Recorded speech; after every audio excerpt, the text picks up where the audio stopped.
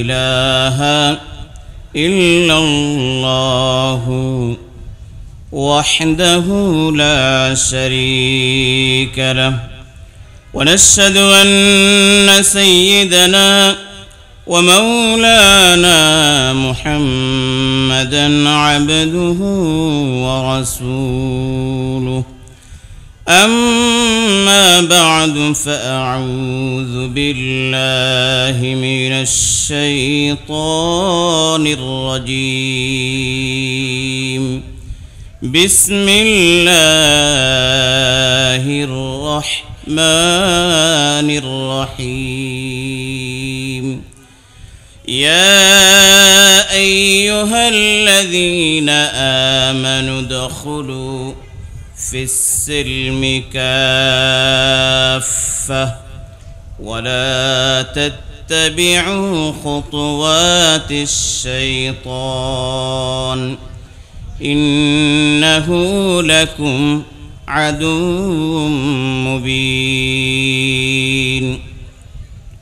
وأيضا في شان حبيبه إن الله وملائكته يصلون على النبي يا أيها الذين آمنوا صلوا عليه وسلموا تسليما اللهم صل على محمد وعلى آل محمد كما صليت على إبراهيم وعلى آل إبراهيم إنك حميد مجيد اللهم بارك على محمد وعلى آل محمد كما باركت على إبراهيم وعلى آل إبراهيم إنك حميد مجيد صدق الله العظيم سبحانك لا علم لنا إلا ما علمتنا إنك أنت العليم الحكيم অধ্যক্ষরা আয়োজিত বাংলাদেশ জামাতে ইসলামী 32 নং আন্দরকিল্লা ওয়ার্ড কর্তৃক আয়োজিত আজকের এই সিরাতুন নবী মাহফিলের সম্মানিত সভাপতি, মঞ্চে উপবিষ্ট সম্মানিত নেতৃবৃন্দ, আমার সামনে উপবিষ্ট সম্মানিত দিনদার পরহেজগার মুসলমান ভাইয়েরা, আল্লাহ রাব্বুল আলামিনের দরবারে শুকরিয়া আদায় করছি যে আল্লাহ তাআলা আমাদের সকলকে আজকের এই সিরাতুন নবী মাহফিলে আসে কোরআন কারীমের আলোচনা শোনার তৌফিক দান করেছেন। রব্বুল আলামিনের দরবারে শুকরিয়া আদায় করছি। সকলে বলি আলহামদুলিল্লাহ।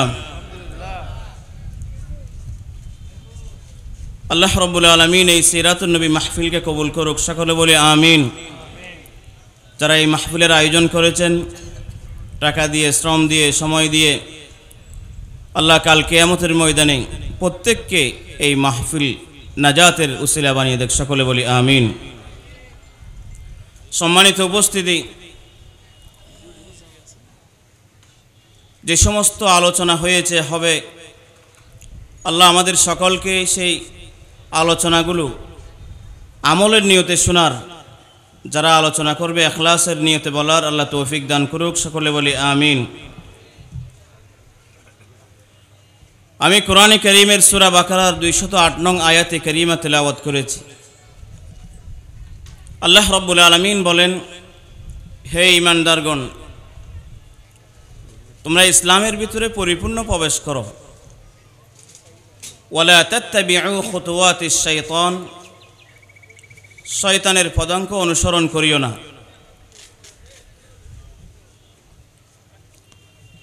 নিশ্চয় শয়তান তোমাদের প্রকাশ্য শত্রু।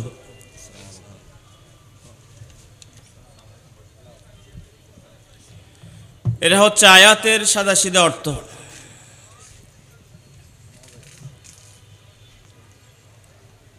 বর্তমান সমাজে, বর্তমান সারা বিশ্বে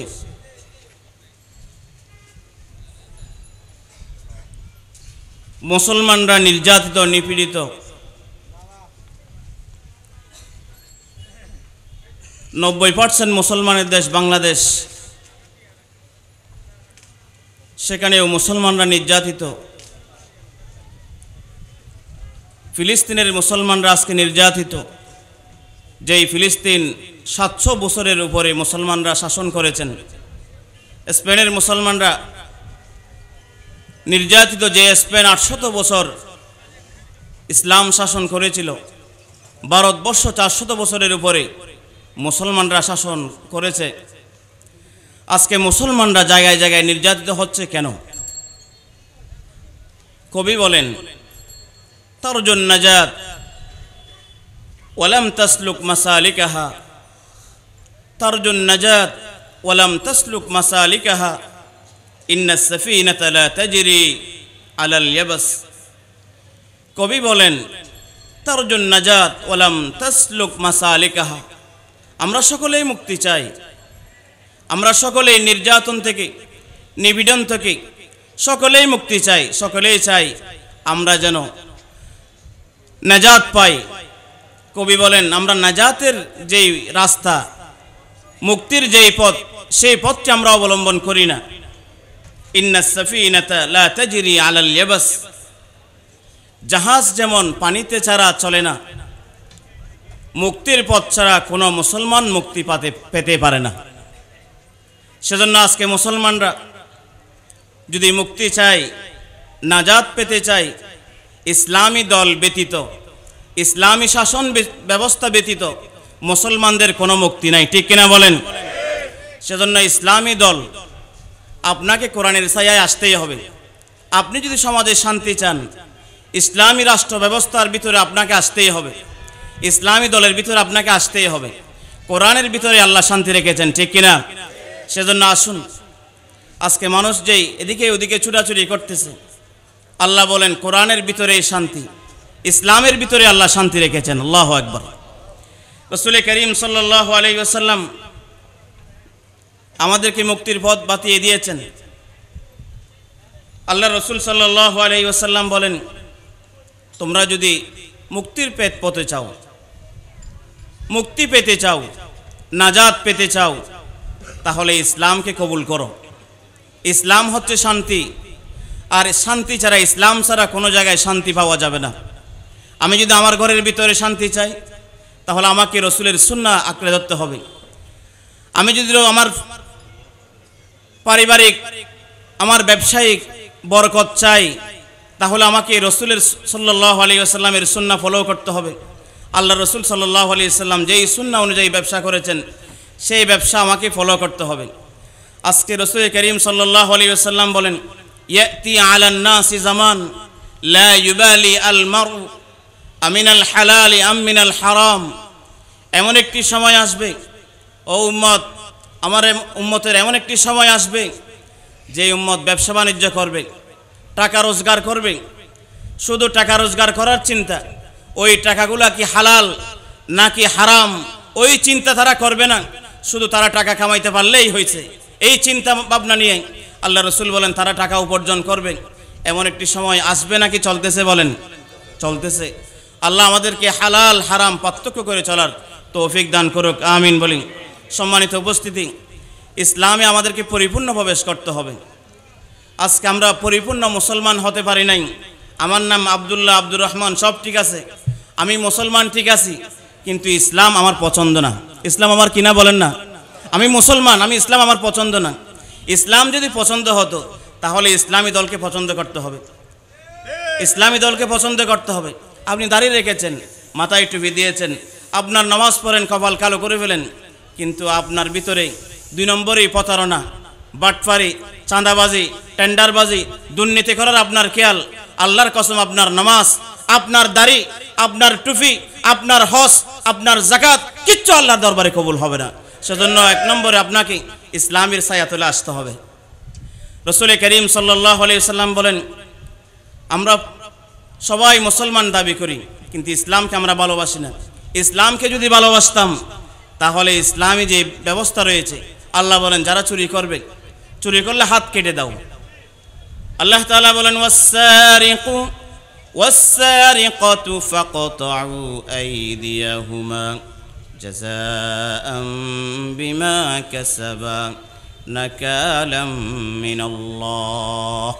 আল্লাহ বলেন কোনো ব্যক্তি যদি চুরি করে হাত কেটে দাও, জেনা করলে অবিবাহিত হয় কি করো, বেত্রাঘাত করো, বিবাহিত হলে পরকীয়া করলে তুমি পাথর মেরে তাকে হত্যা করো। আল্লাহ রসুল বলেন তুমি সারা বছর 54 বছর আমাদের বাংলাদেশ পরিচালনা হয়ে আসছে, চুরি বন্ধ হয় নাই, জেনা বন্ধ হয় নাই, খুনি বন্ধ হয় নাই, দুর্নীতি বন্ধ হয় নাই, ঘুষ বন্ধ হয় নাই। রসুল বলেন তুমি ইসলামী রাষ্ট্র ব্যবস্থা করো, কোরআন দিয়ে যদি ইসলাম চালাও, একবার করো শাসন, জমিয়তুল ফালাহ গিয়ে চোরকে হাত কাটো, জেনাকারীকে শাস্তি দাও, একটা করলে কালকে থেকে ইনশাআল্লাহ জেনা বন্ধ হয়ে যাবে, ঠিক কিনা বলেন? এই ইসলামী ব্যবস্থা যতক্ষণ হবে না ততক্ষণ চুরি বন্ধ হবে না, দুর্নীতি বন্ধ হবে না, চাঁদাবাজি বন্ধ হবে না, টেন্ডারবাজি বন্ধ হবে না, শুধু রাজনীতি পলট হবে, এগুলা হবে, কিন্তু আমাদের কপাল থেকে কি যাবে না, দুঃখ যাবে না। সেজন্য আমাদের সকলকে ঐক্যবদ্ধভাবে ইসলামের ছায়াতলে, কোরআনের ছায়াতলে সকল মুসলমানকে আসতে হবে, কিনা বলেন? আল্লাহ আমাদেরকে বোঝার তৌফিক দান করুক, আমিন বলি। সম্মানিত উপস্থিতি, সেজন্য আমরা যদি ব্যবসা করি, ব্যবসাকে হালাল, আল্লাহ রাব্বুল আলামিন বলেন ব্যবসাকে আমি হালাল করেছি। ওই হালাল ব্যবসা আমরা না বুঝে না জেনে, অর্থাৎ বুঝেও করি না বুঝেও করি। রাসূল করিম সাল্লাল্লাহু আলাইহি ওয়াসাল্লামের হাদিস, আবু দাউদ শরীফের হাদিস, আল্লাহ রাসূল বলেন ক্বালা রাসূলুল্লাহি সাল্লাল্লাহু আলাইহি ওয়াসাল্লাম ইযা তাবায়াতুম বিল আইনা ওয়া আখাযতুম আযনাবাল বাকর ওয়া রাদিতুম বিজ যারআ ওয়া তারাকতুমুল জিহাদ সাল্লাতাল্লাহু আলাইকুমুয যুল্লা লা ইয়ানজিউহু হাত্তা তারজিউ ইলা দীনিকুম। আবু দাউদ শরীফের হাদিস। আল্লাহ রাসূল বলেন ইযা তাবায়াতুম বিল আইনা, কোন ব্যবসায়ী যদি ব্যবসা করে, কৌশল করে ব্যবসা করে, ব্যবসায়ীরা কি করে বলেন না, কৌশল করে যদি ব্যবসা করে, সুদি টাকা নিয়ে ব্যবসা করে, এইনার অনেক অর্থ রয়েছে। আপনি যদি কোনো কৌশল করে ব্যবসা করেন, টাকা নিয়ে, টাকা দিয়ে, টাকা নিয়ে, মাল্টিপারপাস থেকে টাকা নিয়ে, সমিতি থেকে টাকা নিয়ে, যে কোনো কৌশলে ব্যবসা করে, রসুল বলেন আমার উম্মতরা যদি ইযা তাবায়াতুম বিল আইনা, ব্যবসায়ীরা যদি ব্যবসা করে কৌশল করে, ঢাকার থেকে মাল আনতেছে 6কে 9 বলে 9কে 6 করে, কিন্তু ব্যবসার সময় বিক্রি করতেছি, বিক্রির সময় 9কে 6 করে 6কে 9 করে বিক্রি করতেছি, এগুলো সব 2 নম্বরের কাজ। রসুল বলেন ইযা তাবায়াতুম বিল আইনা, কোনো ব্যবসায়ীরা যদি ব্যবসা করে কৌশল করে ব্যবসা করে, টাকা সুদ নিয়ে ব্যবসা করে, ওয়া আখাযতুম আযনাবাল বাকর, অথবা গরুর লেজ আঁকড়ে ধরল, অর্থাৎ শৌখিন করে চলাফেরা করে, টাকা অপচয় করে চলাফেরা করে, ভোগ বিলাস করে চলাফেরা করেন, ওয়া রাদিতুম বিজ যারআ, কৃষিকাজ মগ্ন হয়ে গেছে, ওয়া তারাকতুমুল জিহাদ, জিহাদকে অস্বীকার করলো। আল্লাহ রসুল বলেন ব্যবসায়ীরা ব্যবসা করতেছে কৌশল করে, অথবা এমন ভোগ বিলাসে লিপ্ত হয়ে গেছে, কৃষিকাজে লিপ্ত হয়ে গেছে, ওয়া তারাকতুমুল জিহাদ, জিহাদকে ছেড়ে দিয়েছে। জিহাদ কি আমরা সেটাও বুঝি না। জিহাদের কথা বললে বলবে জঙ্গি, আছে না এরকম? জিহাদের কথা বললে, জিহাদ হচ্ছে পবিত্র শব্দ, বলেন না জিহাদ কি শব্দ? পবিত্র শব্দ। রাসূল করিম সাল্লাল্লাহু আলাইহি ওয়াসাল্লাম বলেন জিহাদ হচ্ছে নামাজ যেরকম ফরজ, জিহাদও এরকম একটি ফরজ কাজ। জিহাদ হচ্ছে পবিত্র শব্দ, আজকে জিহাদকে জঙ্গি শব্দ পরিণত করে দিয়েছে। রাসূল করিম সাল্লাল্লাহু আলাইহি ওয়াসাল্লাম 10 বছর নির্যাতিত হয়েছে, জুলুমের শিকার হয়েছে। আল্লাহ রসুল সাল্লাল্লাহু আলাইহি ওয়াসাল্লাম 10 বছর নির্যাতনের শিকার হওয়ার পর, 10 বছর পর আল্লাহ রাব্বুল আলামিন জিহাদকে ফরজ করেছেন। ওয়াআযিন উযিনা লিল্লাযীনা ইউকাতালুনা বিআন্নাহুম যুলিমু ওয়া ইন্নাল্লাহা আলা নাসরিহিম লাকাদির। 10 বছর নির্যাতনের পরে ওই জালেমদেরকে শিক্ষা দেওয়ার জন্য আল্লাহ জিহাদকে ফরজ করে দিয়েছেন, সুবহানাল্লাহ। সেজন্য আমরা জিহাদের অর্থ বুঝি না। রসুল বলেন ওয়া তারাকতুমুল জিহাদ, যে ব্যক্তি জিহাদকে কি করে দিল, অস্বীকার করলো, জিহাদ ছেড়ে দিল, জিহাদকে জঙ্গি বলে টেক দিয়েছেন, সাল্লাতাল্লাহু আলাইহিমুয যুল্লা, সাল্লাতাল্লাহু আলাইকুমুয যুল্লা, সেই ব্যক্তি লাঞ্ছিত হবে, সেই ব্যক্তি মৃত্যু পর্যন্ত কি থাকবে বলেন না, লাঞ্ছিত করে ছাড়বে আল্লাহ। লা ইয়ানজিউহু হাত্তা তারজিউ ইলা দীনিকুম, যতক্ষণ পর্যন্ত দ্বীন ইসলামে ফিরে আসবে না ততক্ষণ পর্যন্ত আল্লাহ রসুল বলেন সেই ব্যক্তি লাঞ্ছিত অবস্থায় জায়গায় জায়গায় আল্লাহ তাকে লাঞ্ছিত করে ছাড়বে। সেজন্য আসুন, আমাদের বলার উদ্দেশ্য হচ্ছে ইসলামী শাসন ব্যবস্থার ভিতরে আল্লাহ শান্তি রেখেছেন, ঠিক কিনা বলেন? ইসলামী যদি শাসন ব্যবস্থা কায়েম হয়, প্রত্যেক শ্রেণীর মানুষের জন্য নিরাপদ, ইহুদের জন্য নিরাপদ, কাফেরদের জন্য নিরাপদ, হিন্দুদের জন্য নিরাপদ, সকল শ্রেণীর মুসলমানদের জন্য নিরাপদ, সকল ধরনের মানুষের জন্য আল্লাহ নিরাপদ করে দেন ইসলামী রাষ্ট্র ব্যবস্থা, ঠিক কিনা বলেন? ইসলামী রাষ্ট্র ব্যবস্থা সকল মানুষের নিরাপত্তা কি করেছেন? নিশ্চিত করেছেন।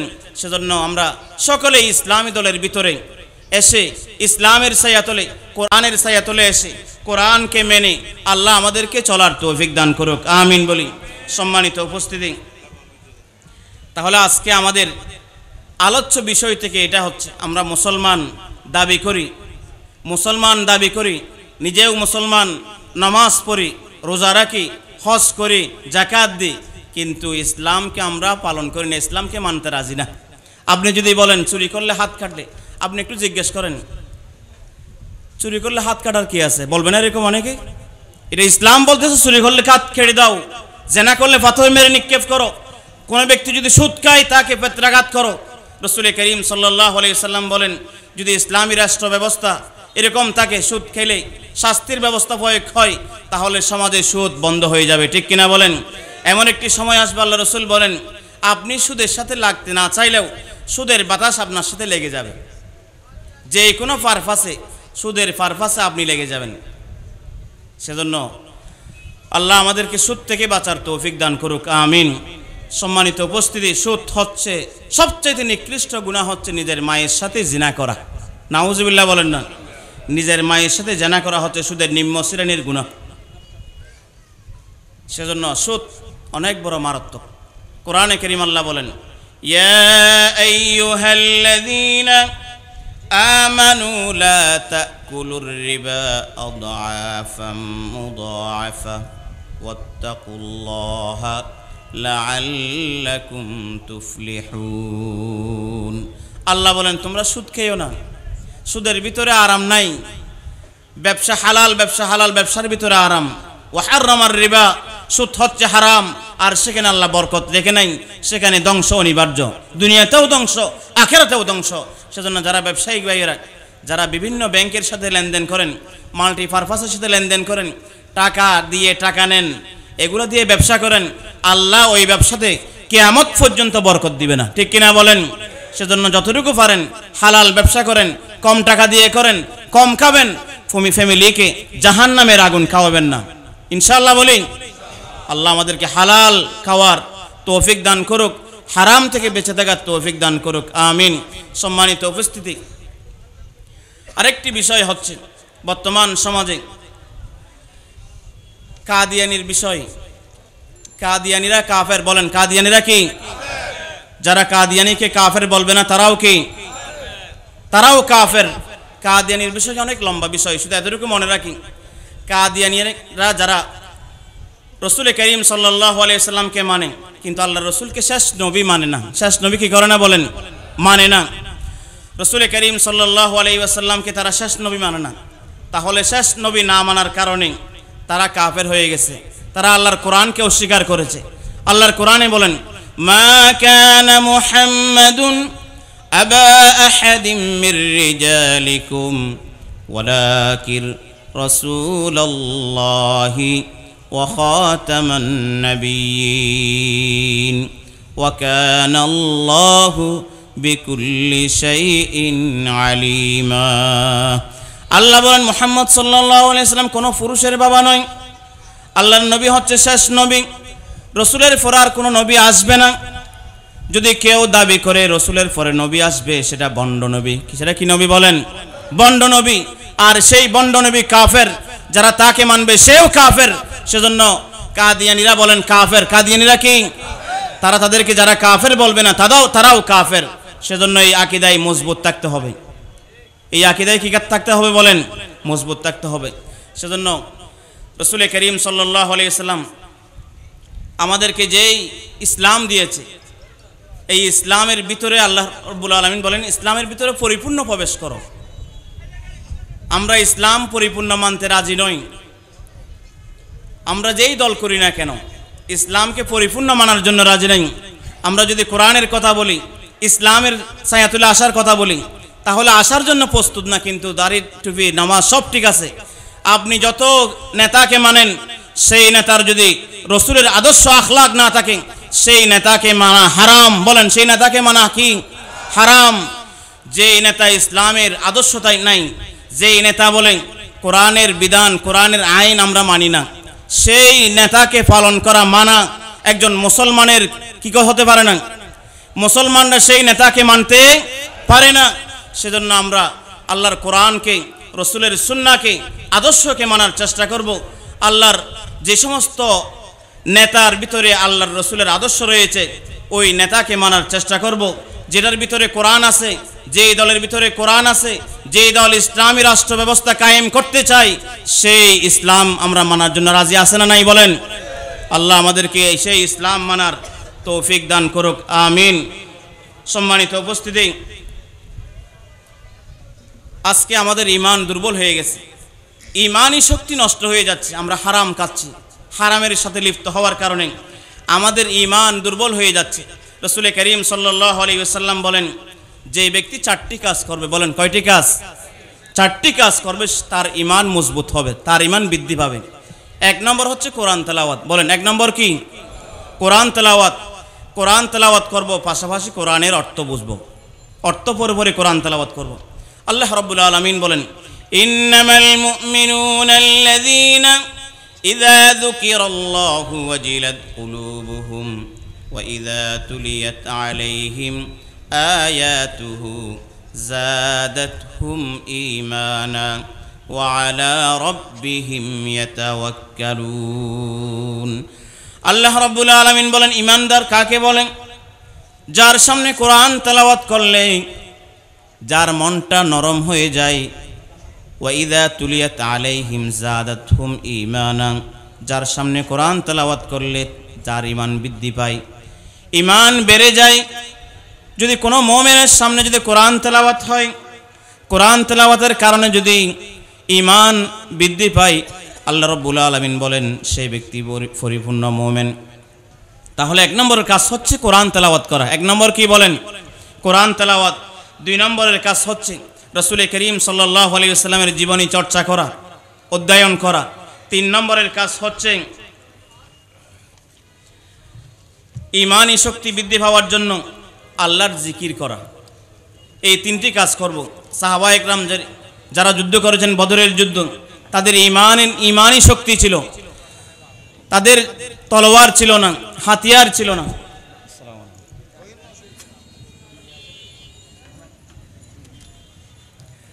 বদরের যুদ্ধে সাহাবা একরামদের 313 জন সাহাবা একরাম 1000 কাফেরদের বিরুদ্ধে যেই জিহাদ করেছিল, সেই জিহাদে মুসলমানদের গোড়া ছিল 2টি, ওট ছিল 70টি, 2টি তলোয়ার আর কিছু খেজুরের ডাল দিয়ে তারা 1000 কাফেরের বিরুদ্ধে কেমনে জিহাদ করেছেন।